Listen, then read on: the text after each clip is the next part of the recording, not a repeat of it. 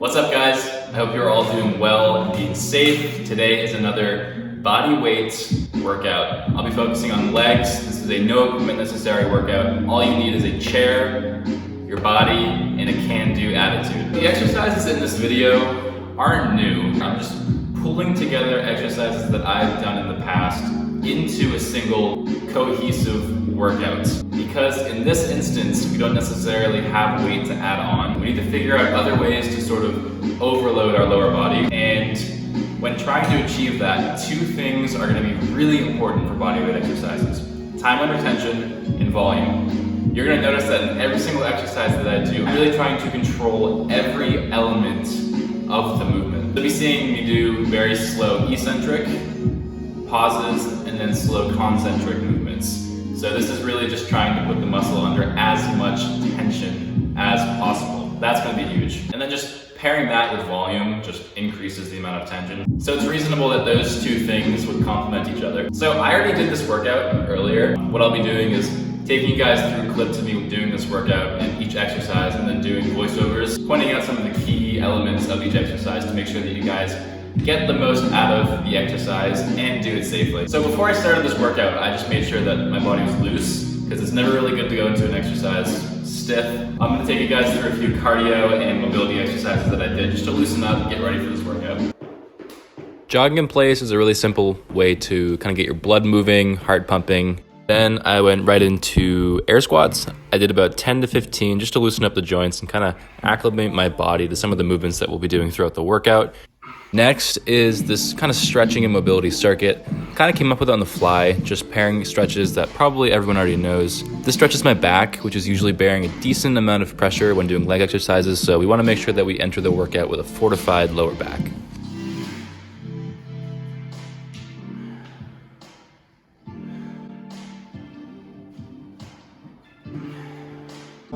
This is a rotational exercise that I actually enjoy doing. I feel like it really opens up my lower back, which I've had issues with in the past. It's a very simple movement, but it really helps me loosen up tension in my body.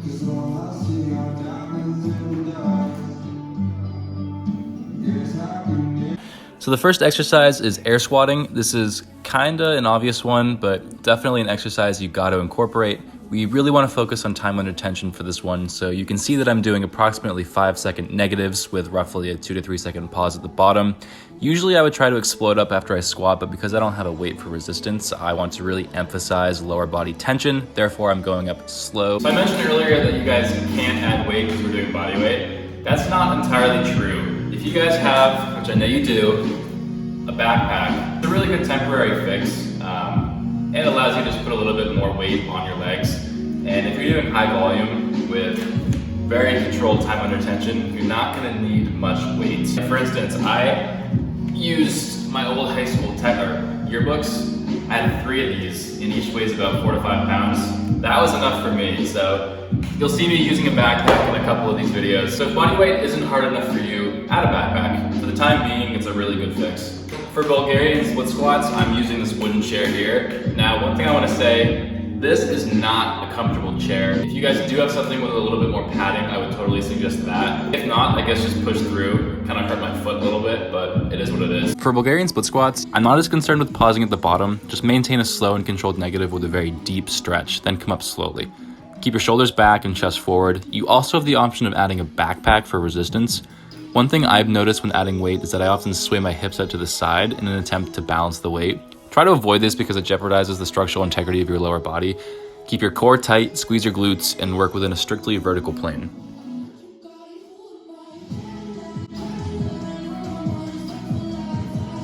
Pistol squats are my worst nightmare. They're very difficult and something I'm trying very hard to get better at. I always feel sore after doing these, especially my glutes. These focus a ton on balance and core stability as well as mobility. If you struggle with any of these though, I have here 2 alternatives that you can do to sort of work your way up to a pistol squat. As you can see here, I'm falling over after almost every rep. These butt to chair pistol alternatives are a great way to imitate the movement, but with a little assistance. I often fail at the bottom of the movement, so having a chair here ensures that I can focus on a controlled negative and also work on pushing myself up from the bottom without worry of falling over and losing my balance.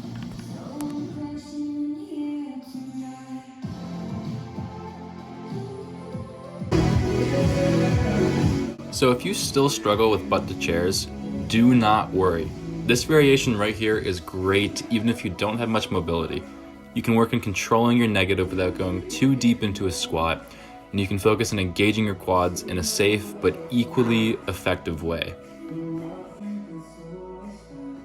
So one thing I actually forgot to mention, I didn't intend for it to be specifically a circuit or just a regular workout. I did it as a circuit. I did one exercise, then the next exercise, then the next exercise, all through, and then I repeated. I got a good response from that. However you guys want to do it, do it. So this is one of my favorite exercises. For these glute bridges or thrusts, whatever you want to call them, you want to be using only one foot to support yourself. So keep your planted foot on its heel because this allows you to drive more force up through your glutes. Keep your other leg off the ground the whole time and squeeze for dear life at the top of this movement. It's a killer one, guys. So this next exercise is called curtsy lunge or curtsy lunges. I've been trying these for the past 2 leg workouts that I've done. So far I like them. I've gotten a really good response in my glutes and hams because it gives me a really deep stretch. But if you guys have pre-existing knee issues or are just generally concerned about your knee joint, either just avoid this exercise or go into it being very careful. Just be extremely receptive of how your body responds to it because I can see how it would put a lot of pressure on your knee. If that doesn't affect you, do it because this exercise gives you a much deeper stretch than just a regular lunge. So I'm gonna keep doing it until I see any reason not to. I call these ones bridge walks. These are incredible for hamstrings. You want to support yourself on your elbows and shift your weight onto your heels, which naturally engages more of your hammies. While squeezing your glutes and hammies, slowly walk your weight down until your legs are extended. Hold for a quick second and then walk your way back up to the original position. These are deceptively hard.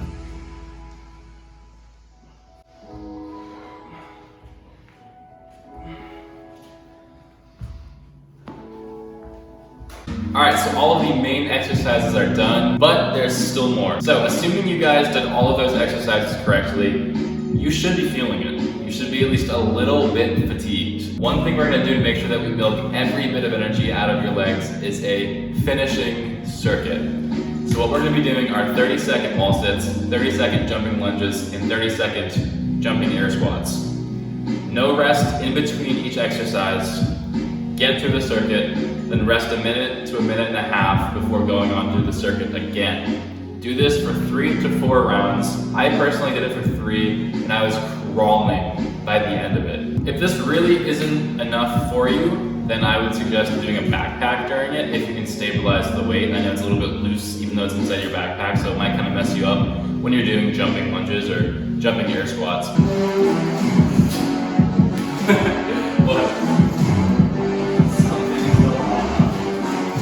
There you guys have it. I hope you enjoyed this video. I hope you do this workout because I'm telling you it is good. I'm actually enjoying this because I don't typically do bodyweight, so it's sort of exploring challenging exercises that my body isn't used to. So I'm getting a lot out of this and I hope you guys are getting just as much out of these videos. I will catch all of you guys in the next video. Peace. It's way too intense for jump lunges. Yeah. Just like that.